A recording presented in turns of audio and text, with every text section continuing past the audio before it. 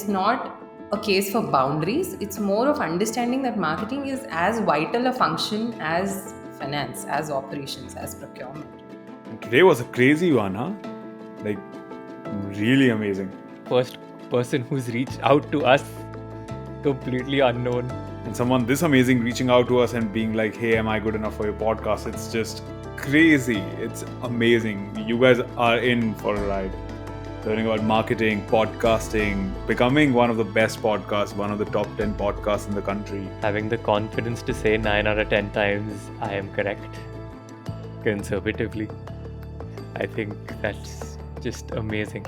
More of that journey coming right up.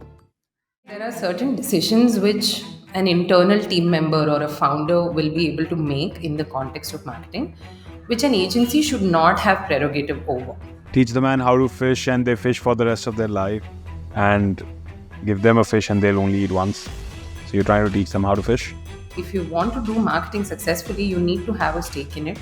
You need to be able to say, this is what I'm trying to achieve over the next 12 months. And then find the agencies and then find the resources who can help you achieve that. If you're allowing people to make mistakes, and people are going to make mistakes, that's completely fine. I think the problem lies when the mistakes start repeating itself. That's when you have to step in. We do still operate in a bit of a shotgun world where we want to run things as quickly as possible versus as thoughtfully as possible. And I think communication cannot really be taken out of marketing.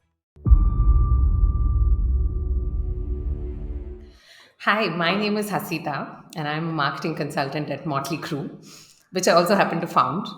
The problem that we are trying to solve is that for the longest time, digital marketing has been this thing that no one really understands. You get excited about it, you want to do it, you see other people doing it, but you don't really know how to do it yourself, or you've probably tried something and it hasn't worked. The problem we are really trying to solve is to help you understand. Right? Anyone can do digital marketing. There are a lot of agencies that do that really well, probably better than us.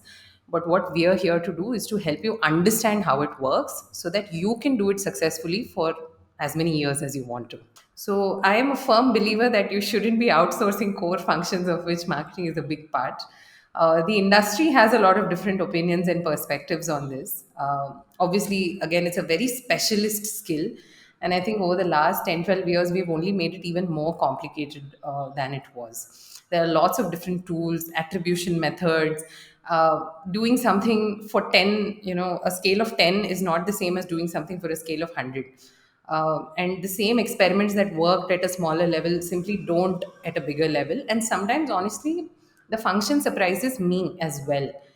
And that's the part that I love the most, right? Like, despite doing everything that we do, sometimes the traction we get is from channels and avenues that we didn't even try to do anything about in the first place. So it has to be understood as that holistic thing, and it has to be given its time and due importance. And then you can figure out where an agency like us may probably fit into the picture. That's what I believe. You introduced yourself as a marketing and communications consultant for companies. B2B companies. Yes, for B2B companies. Marketing, yes. Communication? So I started as a copywriter. Right? So for me, the message is everything. And a lot of times, I think a lot of campaigns struggle because they have not cracked what to say. Or even in some cases, who are we saying it to? And I think communication cannot really be taken out of marketing because the function is about understanding the other person, it's about understanding their pain points. And hopefully, you have something that solves that problem for them. Right? So, you need to be able to really very clearly articulate to them in as short an amount of time as possible that you know how to do that. Right? So, marketing and communications, I feel, should be the same function taken care of preferably by different people, which I'm not doing, but I guess at some point hopefully someone else will do one of these things and I'll get to just focus on the other. So marketing would be me communicating my goal, my beliefs, my company's existence to other people. in my opinion. Marketing would be me standing on top of the hill and shouting, look at me, I exist, I do this, come to me and use my services or use my product or XYZ, right? Right. Time, however, is a very difficult topic of discussion. For example, some customer comes to you and says, build my Instagram channel, or says, build my website, or says, I want this much traffic on my Amazon outlet. How difficult is it to convey to them that it'll take time? And how difficult is it to actually put a number? How do you quantify that time?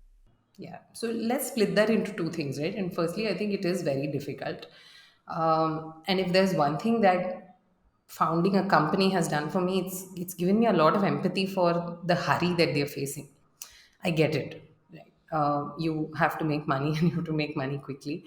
And marketing obviously is a way to help amplify that and channelize that as quickly as possible. So when I think we come from that place of saying, hey, I understand why you're in a hurry, but this is what it's probably going to look like. A lot of people do understand. Doesn't make them any less restless, but it definitely helps them trust your process a little bit more. We have had instances where, despite there being a lot of friction on a day to day basis in the operations, finally, when push came to shove, the founder of that company was able to say, no, if you want to talk about this, you go to her or you talk to someone on her team, right? And for us, that trust is everything, right? Because we can't work in environments where that faith doesn't exist at the baseline. So to answer your question on how difficult is it to convince them that it will take time, I think that's the wrong approach. You need to really understand why it bothers them that it's taking time, and hopefully try and speed it up to the extent that you can, and then set the right expectations, right? So then, to answer the second half of your question, which is how do we speed it up and how do you quantify it, to this day there is no way to quantify. Nobody can tell you that if you do this, then at the end of 30 days you will have an X number of followers.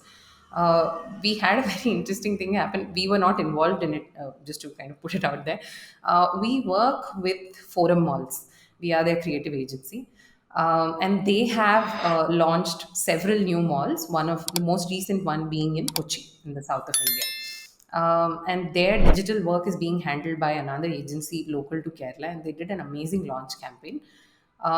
During the course of which I think they made one video which garnered 4.3 million views, right? Which for a city of the size of Kochi is quite a lot, actually. It's not very much, but it's a lot. On the day of launch, there were so many people who had come that the roads were blocked, right? So it's very easy for us to look back and say we did this video. Actually, we didn't do it, but whoever did that video did it, and therefore the campaign went viral, right? So as people saw, that this kind of massive rush is happening, influencers started walking in, celebrities started walking in, because they didn't want to miss out on the opportunity to talk about the trending thing in the city. I can very 100% with a lot of conviction say none of this can be orchestrated fully. It's not possible, right? I can make a good video, and by good, I mean a video that understands what it is trying to say and says it in as fun and as entertaining and as simple a manner. But will it get 4.3 million views? I don't think any one of us can engineer that, right? Or I would even go so far as to say maybe you can get 4.3 million views if you spend a lot of money, but that will still not guarantee that on the day of launch people will still come, right? So it is important to set the right metrics, right? It's, you really do not need the kind of growth that you think followers will get you or views will get you. What you need is resonance, and resonance takes time. It is a product of trust, it is a product of conversation, and conversations have to be had in the space that the customer is giving you. So that would be my answer. Basically, I've skirted the question a little bit, but what I'm saying is no, you cannot promise any numbers. No, it's lovely that you've taken the path of trust, right? Yeah, I mean, Hasita, you are the first person and the only person to reach out to us so far. I mean, more than anything, I think the kind of ego boost it was to just see that, you know, Hasuna had a very nice email which said, "Might I make a good guest for Thought Bistro?" And I was like, wait a second, who is messing with me? Who is this person? Which scamster has written this email? And like, Me, I am the it was the scammer. most like, I was like, okay, yeah, this cannot be real. This was, I think I read it about 5 or 6 hours after you sent it. And Akhil was in Canada, so he was asleep. And I was like, what is this? Who is this? What is going on? I don't think, this is someone messing with us. If I click on this link, my laptop's going to be hacked. It was one of those. So I didn't even click. Actually, I should have tried something I like didn't even that. click on any link. I'll like, listen, wait a second. Let me Google this first. Who is this? What is this? I Googled Motley Crue. I got a band. I'm like, okay, wait a second. Motley Crue India. Then it got me a website, which didn't load on the first attempt. I had like it took me 2 or 3 attempts for the website to open. Wherever I was, I was like, wait, this person then actually sounds fairly real. Then I saw your podcast and everything, and we were like, okay, yeah, this. Then the sort of thing happened, and I was like, okay, now how do I deal with this? Let's have a conversation. That was the next step, and in terms of trust, in terms of you trusting us, I mean, I don't even know how both of us were just thinking that, dude, how is this happening? Have we already gotten there? We really, really want to thank you for that trust. Firstly, because No, thank you. we play a game of probabilities, right? The probability is keep putting out half decent content out there to the best of your abilities. Hopefully, some people will like it and some people will resonate with it. And someday, somebody like a Hasita will reach out to us. The day just came much faster than we expected. And you having expertise in this line, we really wish to probe further. And we wish to ask you why. Why would you reach out to us? And we wish to probe on a very personal front because there is completely selfish driven. We're not doing this to educate anyone else. We are doing this to educate ourselves. So what you're saying about people being in a rush, there having to be resonance, it's weird how sometimes when we as two people are just like having this conversation that okay, yeah, this is where we are going, these are the kind of people we need to these are the kind of people we need to meet, this is the next step, or what is the next step we should take, why is this happening, we should understand this. Funnily enough, the next person we have on the podcast, or the person I bump into or Akhil bumps into who wants to come on the podcast is an expert on that topic. It's very funny how it works. Like, I mean, I don't believe in manifestation or world works to make things happen for you, etc., etc. But it's uncanny how often it's happened. Like, I'll give another example. I was at Tech Sparks Bangalore, and we were looking for venture capital companies. The first 10 people I met were part of venture capital companies. And I did not know who they were. It was just the first 10 people I walked up to and I was like, hey, how are you? What's your name? So it's funny how things work. But yeah, let's break down how we formed trust in your head enough for you to reach out to us, just out of a cold email, out of an email you found on YouTube. Sure. I mean, so I'm a big believer in, I'm a bit of a spiritual person, and I do believe that, something is always working on behalf of us. Um, in the sense that I have enough data now to validate, that that is indeed a reality. And we have also seen in our work with a lot of different people that the energy that the other person is bringing to the equation makes such a difference in terms of the results that they get. I think on a purely scientific level, perhaps when you're thinking in terms of possibilities, what happens is that you start seeing opportunities in different places. That's probably what is happening. But that still doesn't explain the scale of how certain things work.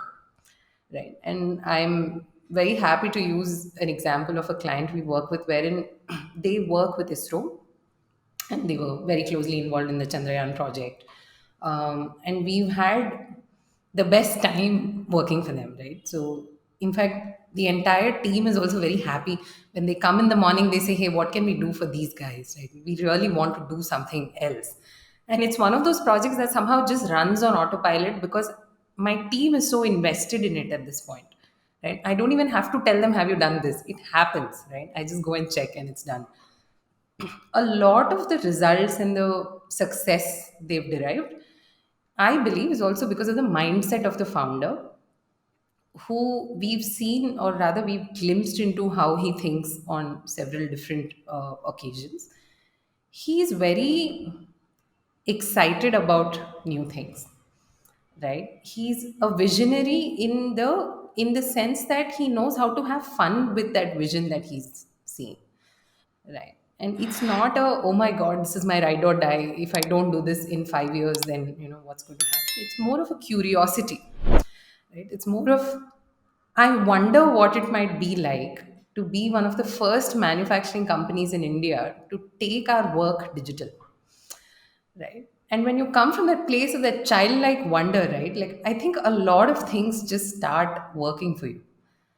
And in fact, that mindset is something that I've also tried to adapt. So, a lot of me reaching out to you is because I've had the privilege, I would say, of being able to work with people like this and see them up close on a weekly basis, if not more often, and realize that the things that hold us back are often constructs in our own head, right?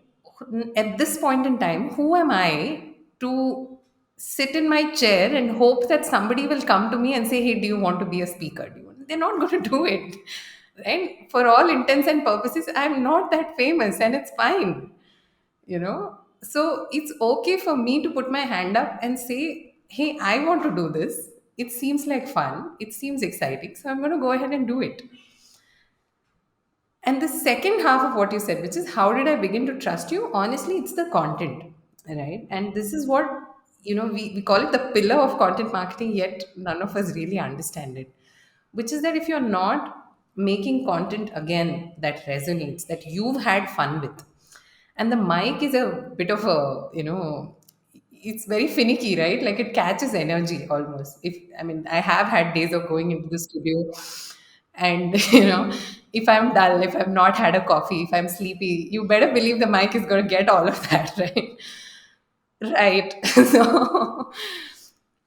So it's important to bring that, enthusiasm, I think, for everything, which you guys are doing. And I've seen that. I heard a couple of episodes, um, and I really enjoyed the fact that you are holding space for something that's bigger than saying, "Okay, this is a founder of a company, these are the 5 things they did to succeed," versus saying, "This is a person," right? They exist outside even of the context of their work. They have interests, they have, responsibilities, they have a life which is very colorful and rich. And let us explore all of that, which I think is literally what we're trying to do in marketing all the time, which is to say, don't make those Heather from HR personas, right? Because they are not Heather from HR. They are people, right? They're going home with very real concerns of, will I have a job next week? Right? How am I going to feed my children? Or anyone who's dependent on me for that matter. Do I feel passionately enough about what I'm doing? I think a lot of work that we do really needs to, and today especially, we have so many channels, more channels are sprouting every day. We have so much to say. If you put your head up in a city, there's advertisements in like 4 corners, right? Like, you see more ads than trees. So you really need to start understanding where the other person's coming from and make space for that, which I think you guys are doing really, really well with this podcast. So that's when I said, "Hey, I think I'm in a place where I'm ready to talk about what this journey has been like for me. So let's see what happens. Will they have me?" Who are you, Asida? Where do you come from? Why are you here? Why are you doing marketing? Why not anything else? Honestly, who am I is a question I've stopped pondering. I think it's too big for the human mind to comprehend. And honestly, we should allow ourselves space to be different things at different points in time, right? So if I say I am this, then I would rather that not come at the expense of everything else that I could be. Um, but marketing, I think, found me, right? I have not studied marketing, I don't have an MBA. I studied healthcare, in fact. Um, but I think the day I graduated, one of my juniors in college, in fact, was running a content company of sorts. And they were writing a lot of stuff which was being outsourced to the US and the UK markets. And he said, "We are doing this part time, but we need somebody who can look at it full time. And since you're graduating and you don't have a job, why don't you do this?" And I said, "Okay, cool." Because the funny thing about healthcare is, unless you've done like a PhD, there's no, there's no career prospect. So you better be ready to study for the next 10 years of your life, which I wasn't at that point in time. You should move to Canada. There's always a shortage. Like there's almost entirely always a shortage of healthcare workers here. See, I didn't know that then. So, but anyway, all's well that ends well. So I started doing more of that and editing a lot of stuff that was coming my way. In fact, I had started writing very early in my life. My first essay was published when I was about 10, which I didn't see. I didn't think it was a big deal at that point in time, but I had been quite articulate even as a child. So right through college, I wrote for a lot of magazines and publications, participated in a lot of, as you do in college, a lot of cult fests, and wrote poetry, wrote prose, wrote a lot of thought pieces. And so it seemed like a nice, interesting thing for me to do. I also married very early. So at that time, I was getting married, and my husband was moving to Bangalore. So I wanted to be able to do something. And I was very clear that I don't want to do a distance thing at that point in time. So I decided to do something that will allow me the flexibility to move around as required. He was also starting up. So we didn't know, will we be in Bangalore 2 years from now? We had no idea. So we decided to kind of, take the path of least resistance and start doing that. So that's what I did. And then, of course, one thing led to the other. I started freelancing a lot more, writing a lot more. And it was, just to kind of go back to what Vishnu said earlier, I don't know if it's manifestation as such, because if you don't know what you're manifesting, then I don't think you get to take credit for what happens. But a lot of it just fell into my lap in many ways. What I took was a lot of conviction, was a lot of enthusiasm. I've I've had no problems going into any scenario and being the blank slate that I am. Right? I have never pretended to know everything. I still don't. So I think that was appreciated. That ability to be moldable. I think it's a very valuable skill early in the first 4 or 5 years of your career. So when the opportunities came, I was ready for them. Like I was very primed. So I had the opportunity to work with ad agencies, creative agencies, branding agencies, also work in a partnership with an agency in Denmark. Got to see their design, approach, their approach to copy. How do they say things that is different from how we say it? And which of them can we adapt to the Indian context? So it's just been an interesting journey of, I think, just learning and exploring a lot of different facets and avenues, I guess. Yeah. Hasta, you say you don't want to define who you are. Yet in your email to me, you defined yourself as a few things. You said you are a founder, you are a podcast host, you are a scuba diver, and you're a mom. Let's break down those. Since you don't want to define who you are, or you say This is who I am at this point in time. these are the roles you choose to take on currently, and we'd love to see what roles you end up taking on much later, what roles you had taken on before these. But let's explore these 3-4 roles for now. Okay, sure. What would you like to know? You said you were freelancing, so what brought around Motley Crew? How did you end up becoming a founder? Why did you end up becoming a founder? What made you take the plunge? I don't know if it was a plunge as much as a shaft, but let's start at the beginning. One of my earliest clients, Subha, who also happens to be a co-host on my podcast, and likewise with her podcast as well. Uh, in some ways, that is one of those serendipity moments, as you call it, right? I would give 50% of the credit of my career, at least to Subha, who happens to be a career coach as well in her professional life. So when we met back in 2015, she had just also started out. She quit Citibank after about 15-20 years of working there. And she knew that she wanted to do something in the coaching space. She had already gotten her ICF certification by that point. was raising two beautiful children. And in some ways, I think she adopted me as this lost duckling who was trying to. I don't think she saw it that way. I don't think even I saw it that way. But in hindsight, definitely, I think her taking me under her wing, and she was one of my earliest clients. I started doing a lot of writing about the workplace for her. So in some ways, I was understanding the workplace without having to be part of one, because she was influencing that, she was mentoring that, and obviously she had come from such a large organization in a past life. So, in fact, she had asked me, and multiple people had asked me at that point in time, what would it take to come in full time?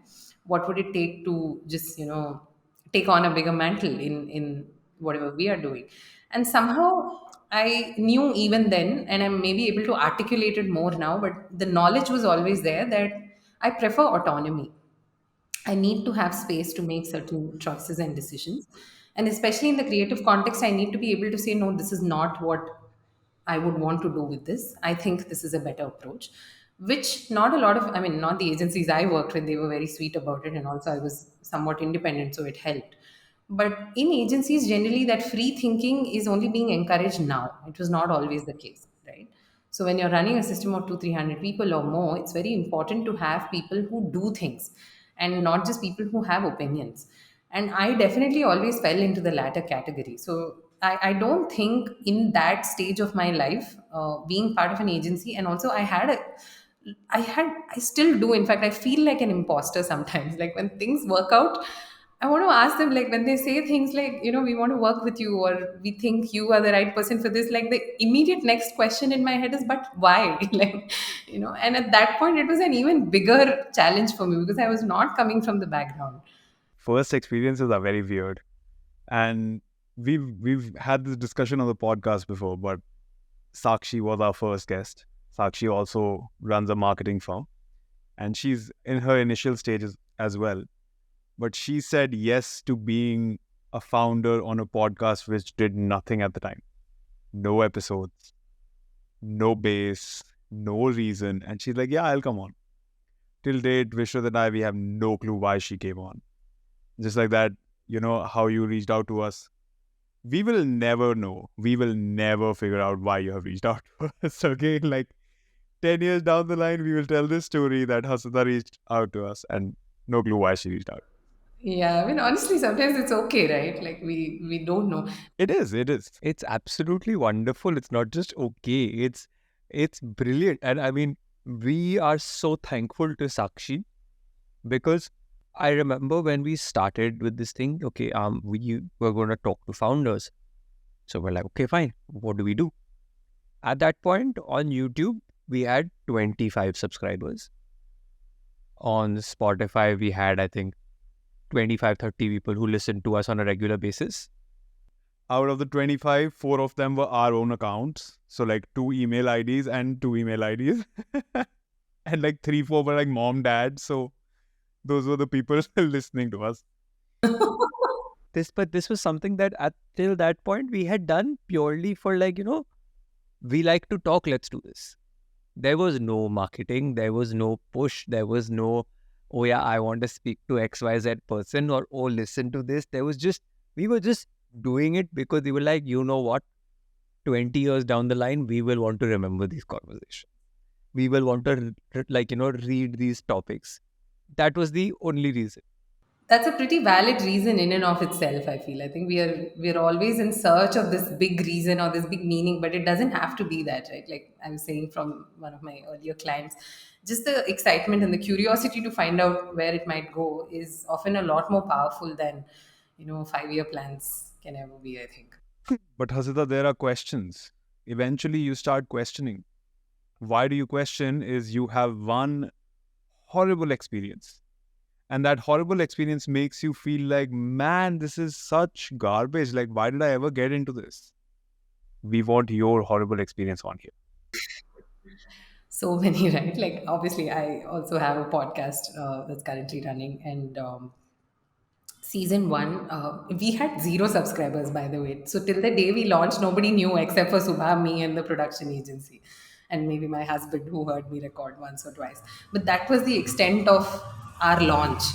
And then we just created this broadcast list because the person who was producing it recommended it to us, a WhatsApp broadcast of sorts. And we sent a message out saying, this is what we are doing. And we had a really nice, fun episode. And the first one, in fact, was called "Why? Since when did marketing become such a chore? Why is it so difficult?" Uh, and it was an interesting episode in that we really struggled to keep it to under 30 minutes. You know, we were going through all those motions at that point in time. And I think episode 4 or episode 5 of that season, it had started ranking in the top 10 of Apple Podcasts India marketing. And that was like a, I was like, why is this happening? Like, someone explain this to me. How do I replicate this? I don't know. Like, is it because people are listening? Is it because they're downloading? What is happening? None of us knew. And after having like such a good run, we ended that season on a high. And we always knew we wanted to do seasons because we like taking personal time off and we wanted to make enough space for that. After all of that, we started season 2 thinking, oh, now we are going to scale even further heights and it's going to be so amazing. We are just like 2 episodes away from getting funded and sponsored to produce this and that. And no one cared about that season at all, right? We got too much into the technicalities of it. And somewhere I think we lost the plot in terms of it being fun, which it was supposed to. And that energy started translating quite a lot into the work that we were producing, the topics that we were choosing.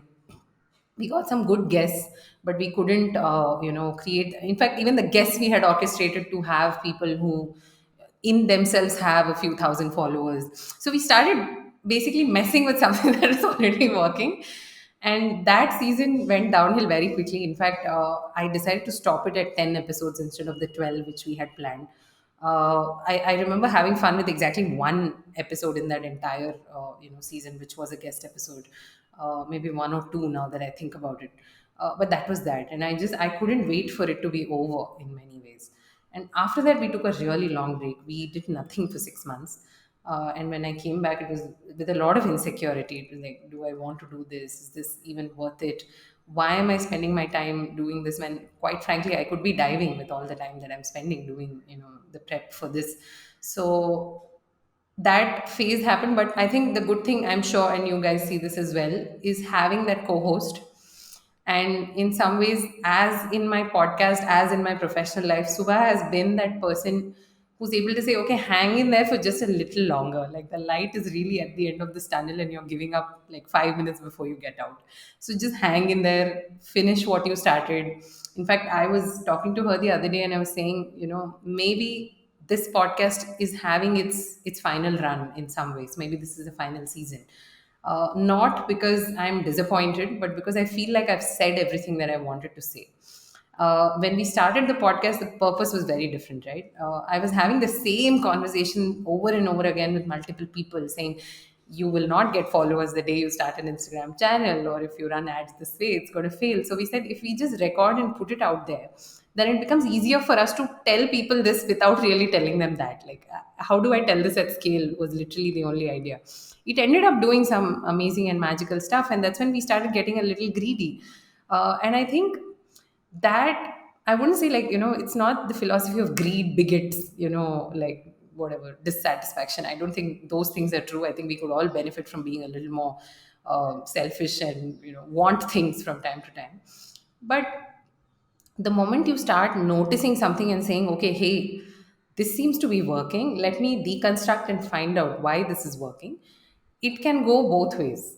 And at least with my podcast, it didn't always go the good way, right? Because the ecosystem itself is so new, right? I think only now we are discovering that YouTube has a better discovery algorithm than most podcast platforms do, right? So, but we had never intended it to be a video first podcast. In fact, we don't have videos for any of the episodes that we produced.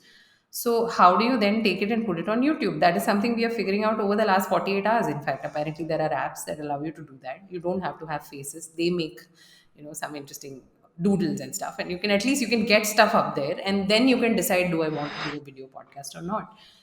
And I think it's important sometimes to be able to look at our own creative work, especially, and say, has it run its course? And the only way to know it's run its course is if you've stopped having fun with it. If it's not, if it's something you wake up in the morning and think, oh, one more thing that I have to do, then I think it's probably, had its phase. The other thing also from a very practical standpoint to consider is, am I repeating myself? You know, sometimes I find even when we're recording that maybe I'm saying the same things over and over again, which means that it's really time for me to step away, to learn and to come back with something more, because the audience has given me the gift of their time for those 30-35 minutes. I can't waste it by saying the same thing I said the last time around. So how can I keep, challenging myself and keep growing? So I think both options exist. As far as the damn good marketing podcast, very high standards, is concerned, I think I'm also in that process of making that decision. So we'll see what happens. Asita, I think making a decision to be like, I have said all I need to say, or, you know, this is me, this is the limit of my knowledge. I think that is in itself a massive thing, because we as humans do not like to do that. It's not something that we are very open to being like, yeah, this is all I have to give. We're always like, oh, this person is giving me more attention. How can I maximize? How can I maximize? How can I maximize it? There's always that thought process. And I think Akhil and I have gone through something very similar and keep going through this, where we are like, are we becoming repetitive? Are we saying the same thing too many times? Because I think the advantage there comes in the fact that both of us edit our own the episodes ourselves. Like I edit it in the longer form, then then Akhil sort of just like fine tunes it. So we both end up listening to a lot of the work, and because we have about a backlog of about 2.5 weeks, we can sort of relate what we have said about a couple of weeks back to what we've just currently said on one of our recordings. We also have a constant discussion, and I feel like the discussion has been ramping up recently about, since we are busy on the podcast, we've not been getting time to read. And I feel like us reading a lot more content helps with our content and the freshness of our own content. So we've been trying to divert more time towards consumption as well, rather than just production. That becomes an instant balance of things. Yeah, the engineering of the breaks really helps, right? And it's always been very helpful for us, not just with the podcast, even with work. We take a really long break in the month of December, where everyone's getting time off, right? And in fact, one thing I've been very protective about over the last decade or so of working is holidays, right?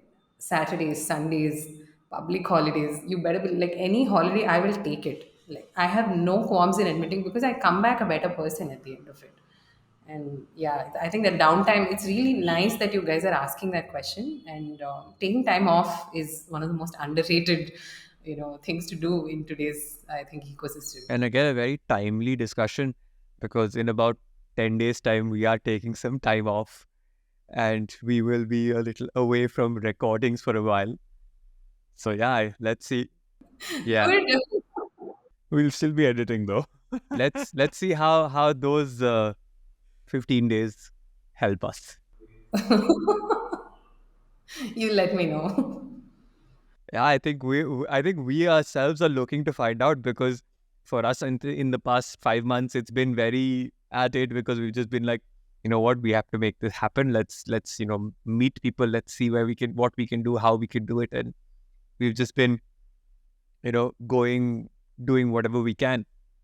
So this might be the first sort of reflection point or learning point, whatever you call it. I'm very intrigued to see what we come back as. Lovely. I wish you the best. Hasada, I want to talk about your approach. Your approach to marketing is a little different, right? For example, my sister is very well read on the topic of diet. She knows what to consume, how much to consume, how much protein she should have, what kind of calories she should intake, what workouts she should do, everything. And the next day, she'll hire a dietitian. Why will she hire a dietitian? So that somebody can hold her liable. So instead of having the discipline be liable, I want an external human being be liable. In business, it is the equivalent of, I have hired a marketing person, just let them take the load off me. I'm done, I'm out. But your approach is a little more of a guru. Your approach is a little more of a, let me teach you a little bit about marketing so that you actually know what you're doing. How often do business people actually wish to learn And how do you find the ones who actually wish to learn? What's the process? No, I think honestly, a lot of them are very open and receptive to knowledge, right? Just the fact that they've taken this huge swing and decided to run these companies at this mind boggling scale and size. Like, if I was in charge of the kinds of revenues that they are, I would not be sleeping in the night, But these are people who somehow they've managed to make it look so easy, right? Because they have kept abreast of what's happening in the world around them. I think a lot of business leaders are very naturally marketing leaders, they just don't realize it because everything they are building is for somebody, right? And just the fact that they have the outlook to say, this is what I'm doing for this person, already makes you a marketing person, right?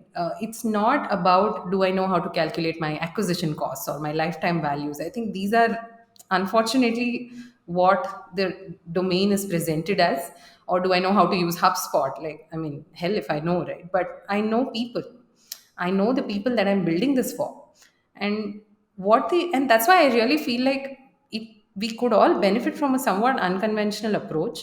And I can be very honest and tell you that to me, when I did this approach, it didn't seem unconventional. It was the only approach because I have not had any other approaches. I have not had exposure to any other approaches.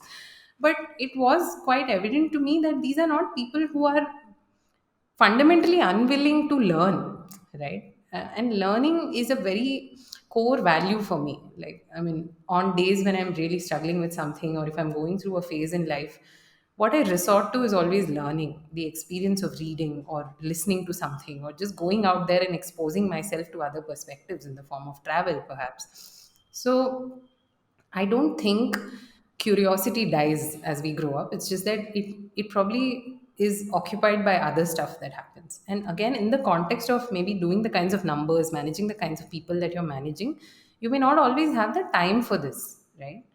It's not an inclination problem, it's a time problem. So it's really about how do you package it for them in a way that makes sense to them in faster ways, right? Which is why one of the core work that we do is actually the workshops more than the retainers, more than the execution piece.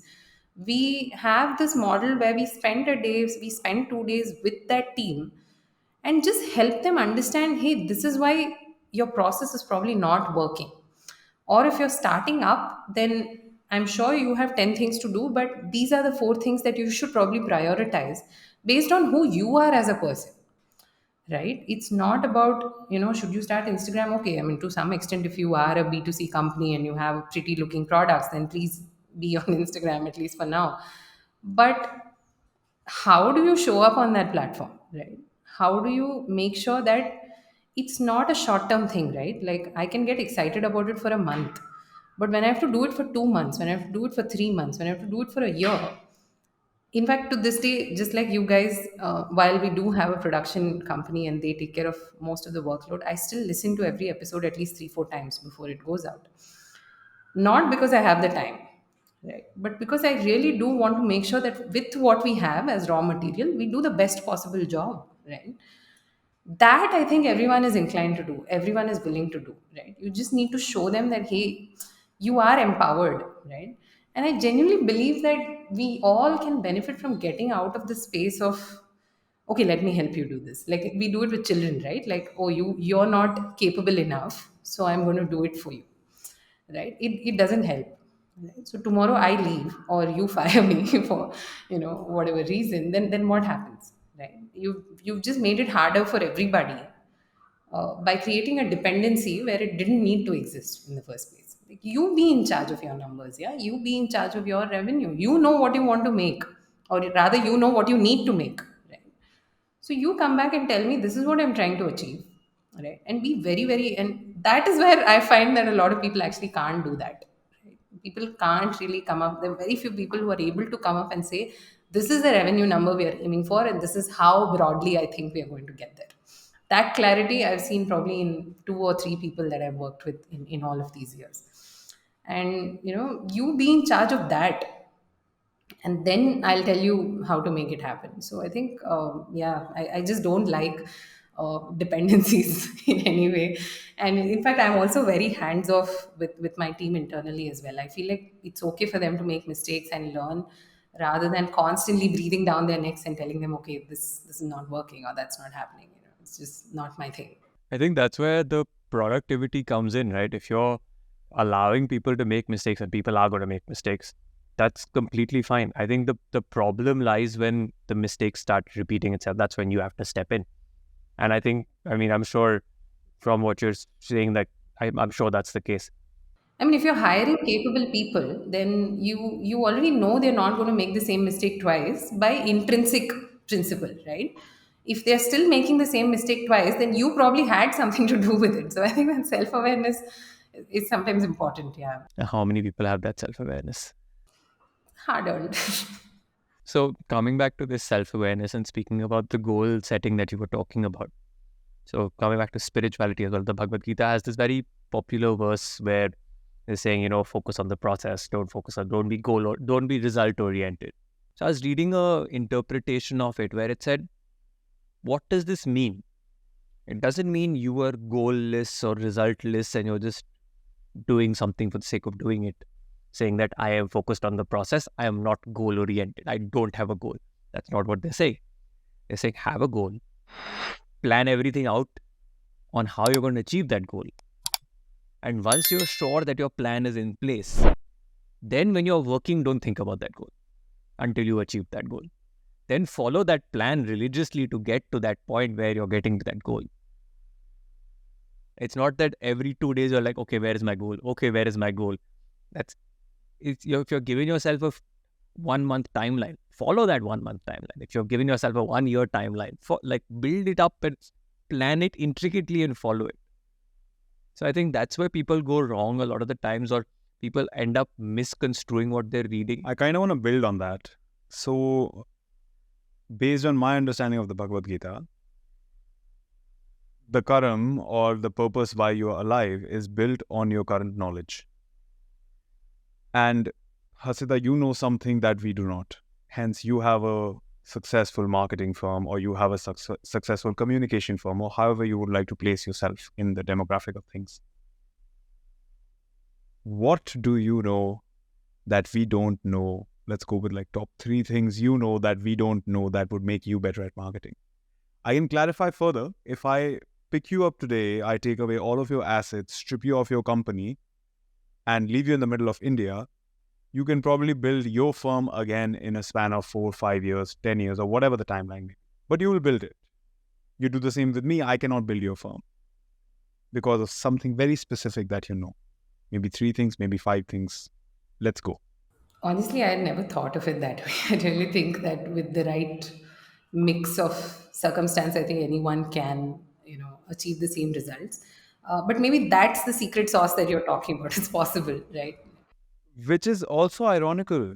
I'll tell you why. Because when we build a podcast on YouTube, we know how little it takes to actually upload stuff on YouTube, right? And then you start thinking, it is so stupid. How do people not upload stuff on YouTube, right? It's so straightforward. Right, right. And for me, it's the other way around, right? I'm like, oh, I have to dress up every day and I have to show up in front of the camera. Exactly. So now doing the YouTube part, we know how to make thumbnails or make descriptions, maybe not the best ones, maybe not even good ones, maybe trashy ones as of now. But we do know how to make them. We do know how to put them up, right? Because we know something a little bit because we've been doing it. But how do we put that in words? No, that actually makes a lot of sense. It's a conversation on mindset more than any specific skill set or attribute that you could pick up. Honestly, one of the first things that comes to my mind is I am. It may not always come across that way, but I am somewhat of a very gentle person. Right? I don't know if gentle people say they are gentle, but I'm going to go say it. In that, I really believe, and it has worked for me and it has worked for a lot of people that we work with in the past, that there is benefit and value in slowing down your decision making process. So, we, in some ways, if I had to say the USP of what we do, is we help you slow down the process to such an extent that you can now zoom in and see everything that you need to see. We are very uniquely positioned to be able to do that because I am that kind of person. We have a past track record that says it works. So If I had to, make it a little less abstract than that, what we're saying is you come to us with, reports from 4 tactics that you've tried. You come to us with, some bitter experiences involving digital marketing in the past. We know exactly how to spot the problem in it. And 9 times out of 10, that's me playing it safe, we are right.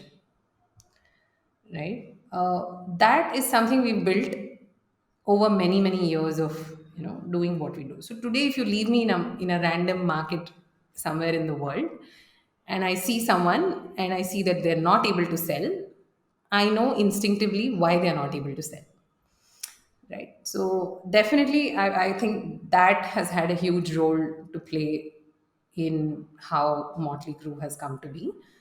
um, the second thing that I can think of honestly is the diversity of opportunities that I was exposed to over many, many years in the workplace.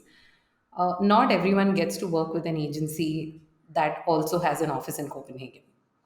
Not everyone probably gets to handle an account the size of Forum malls within 4 years of their career. So, again, being prepared for that opportunity simply by saying yes and then figuring out how to do it. But largely, just saying those yeses over a period of time has exposed the team and I to a certain number of diverse perspectives and a certain number of, I would not even perspectives, actually, just knowledge, right? That among the three of us plus the two, folk who work with us on contract, we are able to do a lot more than we would have otherwise. So we don't really, for example, today we don't need a web developer all the time, because among the three of us, we know how to do Webflow, WordPress, Wix, probably even a little bit of Joomla. Any CMS you give us, we are good, right? Likewise, with a lot of tools that we use for marketing automation, email campaigns, like we really don't are not 100% dependent on someone else coming in and doing it. It's very very rare that we have to go out. Either we don't have time or it's really technical and we don't know how to do it. Those are the only two instances where we have to work with someone outside. In saying that, we are also very aware of the things we don't know. For example, performance marketing, while we read reports and we are very good at reading the reports, we are not always primed to be able to run campaigns on a day to day basis because the team is doing content, right? They need to be able to focus on that. So we partner with an agency in Calcutta, incidentally, called Tech Tactic, and they do all of our performance marketing campaigns. And even there, we've been very intentional. They only do performance marketing for B2B companies, which is really good for us because we don't have to explain things to them. Right? We just take the pitch deck. We have maybe like a 10-minute conversation, and they tell us these are the three things we need for us to be able to run this campaign successfully, and this is going to be the budget. We give them that, and then they run with it. Right? They only come back to us either to report or to come up with problems that have arisen along the way. So I don't know if I had to package it, I would say knowing what we know and really building on that over a period of time, being somewhat diverse in terms of what we can execute, and then also being very very aware of what we cannot execute. So I would say these are the three things that make us who we are. Let's throw a spanner in the mix, Hasida. Why are you not the biggest marketing firm in India? What do you not know? You say 9 out of 10 times conservatively. It's just, yeah, I mean, honestly, it's not me, showing off at all. It's just, it's been our experience in the past, right? So, and that's where the confidence is coming from, right? Like we've seen why things don't work too much. So, for the spanner that you've thrown, honestly, it's not as big of a spanner, honestly, because that's not my dream.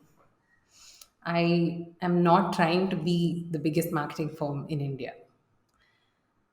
I am just trying to do the right thing for a very small number of people who resonate with the values that we resonate with. Right. I am just trying to have a conversation with someone who says, hey, there's something here which is both exciting and worrying. And we feel like you know exactly what we're talking about. So, what can we do together?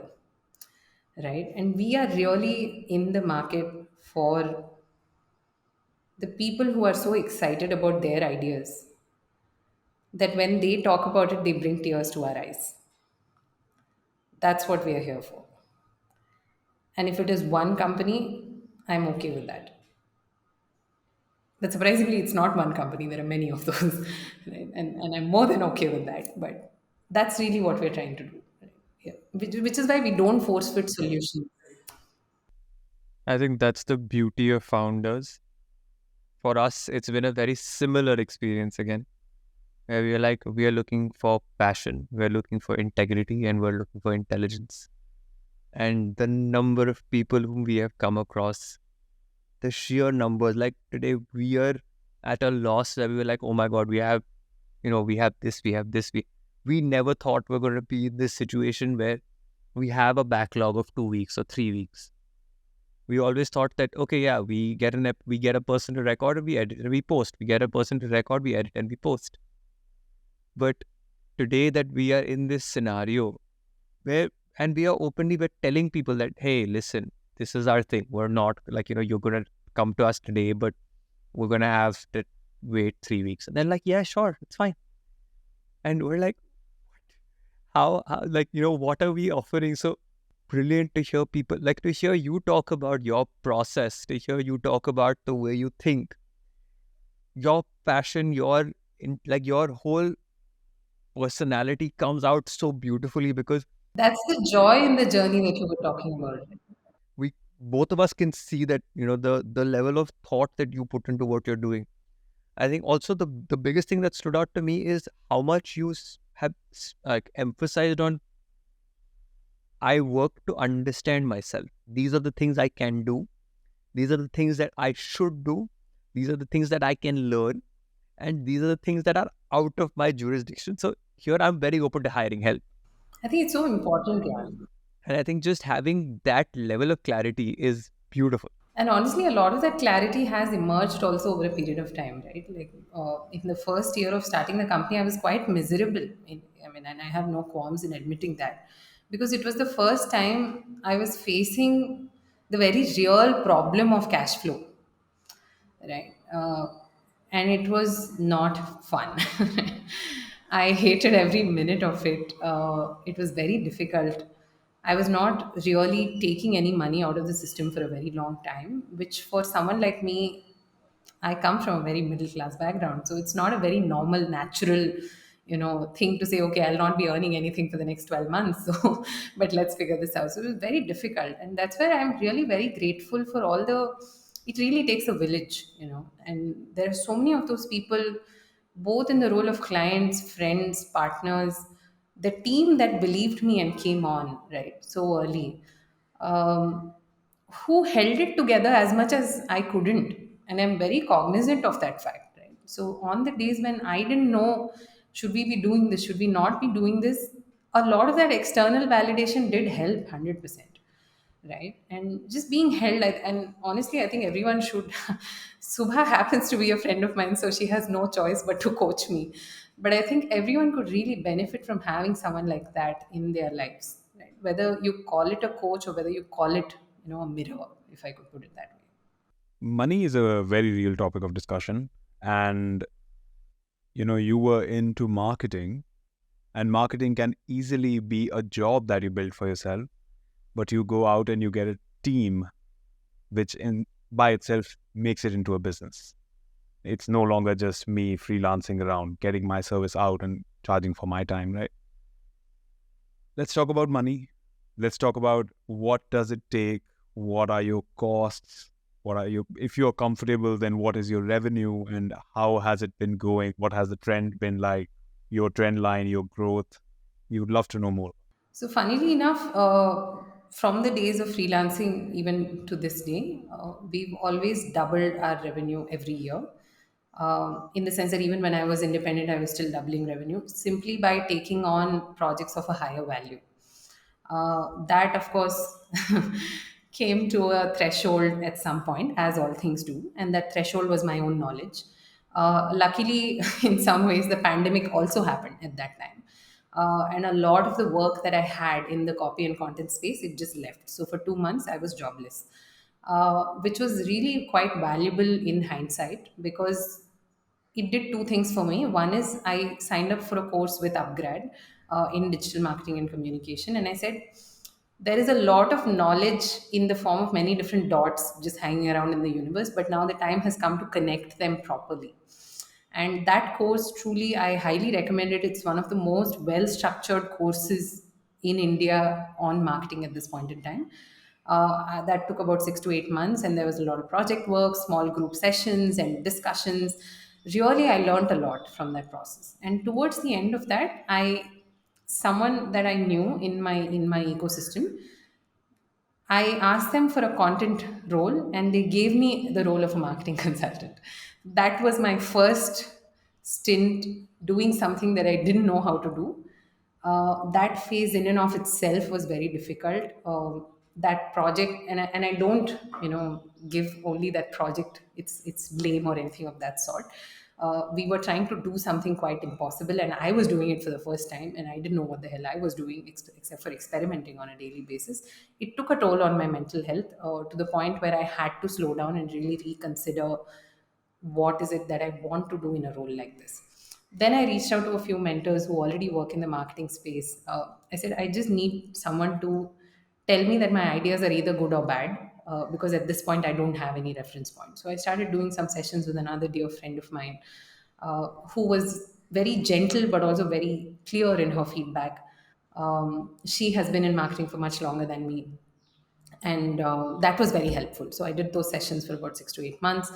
Parallelly, I was also in therapy for a variety of reasons, not just work. I was diagnosed formally with anxiety disorder in January 2021. um, and in fact, it was a moment of relief because I had suspected that about myself for a very long time. It's just that sometimes in India we don't always have access to the kind of resources that tell us that this is what is happening. But that was truly a very cathartic period of time for me. And once the diagnosis was made, I actually started almost blooming, I would say, in many ways, because I was not limited by something that was holding me back. I knew exactly what was going on. December 2022, we founded Motley Crew, uh, which I think to the outside world, it might seem very counterintuitive. In the sense that why would you go dig your own grave a second time around if you're already suffering and you're paying therapy bills? But it was just the most logical thing we could have done at that time. I think sometimes when things are ready to happen, they don't wait for your approval. And at that time, the best thing you can do is just go with the flow, right? And that's exactly what happened with us as well. Two, three things happened. My first employee is in fact my own sister. She has a background in design and she graduated just about then. She had been interning with me part time for 5 years before that, so I knew that she knew how I work, and I really needed someone in the system who saw my idiosyncrasies and just ran with them, right? So I offered her the role. In fact, it was not even a role. I said, basically, you will come in and you will do anything that we do on that day. So if we are sweeping the floor, then you sweep and I'll mop. That's what we'll do. So she was very open to that idea and she came on board, which was also very beneficial because she's much more practical than I am. I am more of an emotionally driven individual, and she's a very practical human being. So she handles most of her operations and execution. I do more of the client interfacing and marketing for myself, if I could call it that. But honestly, it's just a lot of relationship, building and nurturing, right? So that was the journey, and obviously money had a big role to play throughout all of this. So the moment you found anything, there is a bit of a challenge, but I'm very grateful. uh, and sometimes I try not to look at it with too much attention lest I kill it.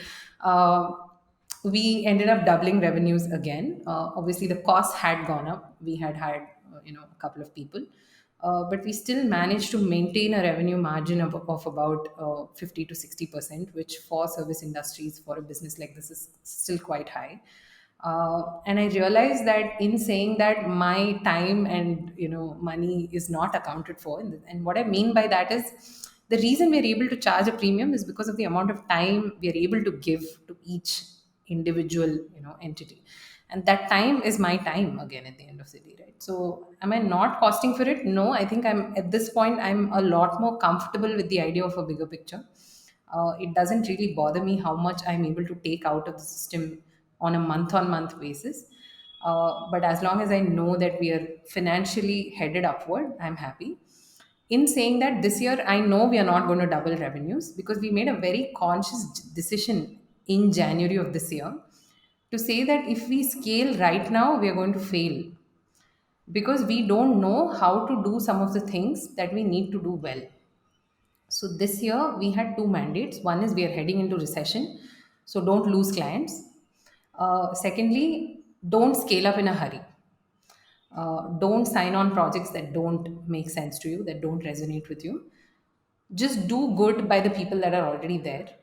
And quite interestingly, those people have extended their own mandates and started paying us more.